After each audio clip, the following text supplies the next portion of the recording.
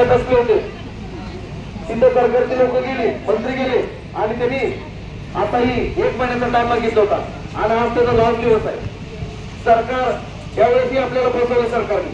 13 तारखेला लास्ट दिवस आहे आणि सरकारने कुठला अध्यादेश किंवा जो वाशीमध्ये आपला एवढा मोठा समाज गेला होता, जो अध्यादेश दिला तो त्यांनी पारित करायचा 13 तारखेपर्यंत टाइम दिला होता, तरी तो त्यांनी पारित करून दिला नाही. त्यामुळे लक्षात ठेवायचं, हे सरकार एकदम धोकेबाज सरकार आहे. आपण याच्या अगोदरचे पण सरकार होते, त्यांनी आपल्यावरती अन्याय केला म्हणून आपण यावेळेस या सरकारला आपण 3 टर्म निवडून दिलं, तरी यांनी एक वेळा 16%, एक वेळा 13% आणि एक वेळा 10% अन्न टिकणारं आरक्षण आपल्याला दिलं, आपल्या माथ्यावरती थोपलं आणि आपला इलेक्शनचा स्वार्थ साधून घेतला.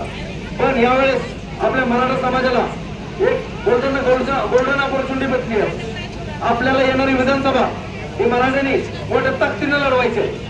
मनोज जरांगे पाटील साहेब येणाऱ्या 2 ते 3 दिवसामध्ये काहीतरी निर्णय घेणार आहेत, जेणेकरून आपल्या मराठा समाजावरती गेले 70 ते 75 वर्ष जो अन्याय सुरू आहे तो त्याला कुठेतरी न्याय भेटेल. कारण आपल्याला आपल्या मराठा समाजाला एक निष्ठावंत, एकनिष्ठ, निस्वार्थी नेतृत्व आपल्याला भेटले मनोज जरांगे पाटील साहेबांच्या रूपाने. त्यामुळे सगळ्यांनी एकजूट दाखवायचे.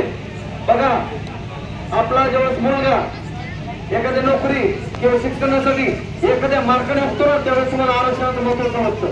त्यामुळे लक्षात ठेवा, त्यावेळेस आपला नेता पक्ष थोडा साईडला ठेवायचा. आपल्याला महत्वाचं आपलं आरक्षण आहे. आता जी लोकसभा झाली त्याच्यामध्ये मराठा समाज पक्षाने नेत्यामध्ये विखुरला गेलाय. त्यामुळे आपल्याला यावेळेस लक्षात ठेवायचं आहे, आपल्याला येणाऱ्या विधानसभेमध्ये जरांगे पाटील बोलतील त्या हिशोबाने धोरण आपल्याला आखायचंय. कारण हे विरोधक असतील किंवा सत्ताधारी हे दोघेही आपल्या मराठा समाजाला धोका देत आले. गेले 75 वर्ष झालं. एवढा मोठा समाज वाशीवरती जातो तरी तुम्ही त्या समाजाचं दुःख समजावू शकत नाही. कारण आमच्या मुलांना नोकरी नाही आणि अख्ख्या महाराष्ट्रात सगळ्यात जास्त कुठल्या भागाला आरक्षणाची गरज असेल तर ते मानाने खटावलाय. कारण आपला तसे भाग दुष्काळी भाग आहे. आपले पोरं दुष्काळ असल्यामुळे आपल्या शेतीमध्ये काही पिकत नाही आणि आरक्षण असल्यामुळे आपली पोरं नोकरी लागत नाही. त्याच्यामुळे एवढंच लक्षात ठेवा.